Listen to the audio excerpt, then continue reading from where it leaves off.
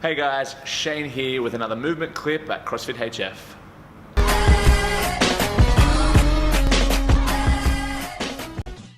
Alright guys, another mobility piece that we want to teach you guys is how to open up the front of the body, the quad, hip flexor. You get a little bit of oblique in this one, all those tissues that run down through this side of our body, you're going to hit. Adam's going to set himself up, and as he does, I'm going to talk you through it. Again guys, set that band up around the post, nice and low, about knee height is probably a good position for the band. Make sure it ties off and get that band as high up around the quad as possible. So Adam's got that nice and high. When he's got that attached, he's going to set up on a soft pad with his knee and his foot up on the back of the medicine ball.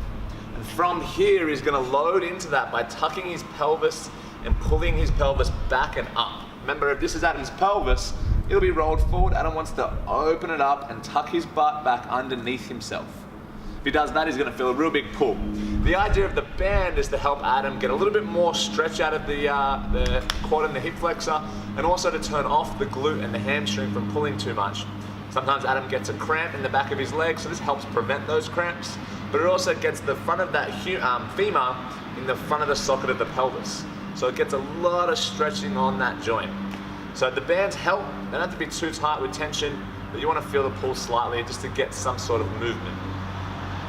Anything to add, Adam? No, just allow yourself to relax into it. Don't try to fight it. If you're fighting it and tensing up, you're actually making the stretch harder and you're not getting as much out of it. The idea is to breathe, relax, and make sure you're really calm when you stretch. Otherwise, you're going to tighten up other areas when you're not really going to get the most out of it. Alright guys, our last mobility piece to help you improve the squat is going to be Adam's long lunge piece. So normally I would suggest that you use a mat just to protect the top of the knee so you're not kneeling on the hard surface for too long. So Adam's going to take a knee on there. And from that position he's going to set himself up in a lunge, a long lunge. From there, lowers himself forward through the hip, goes as low as he can.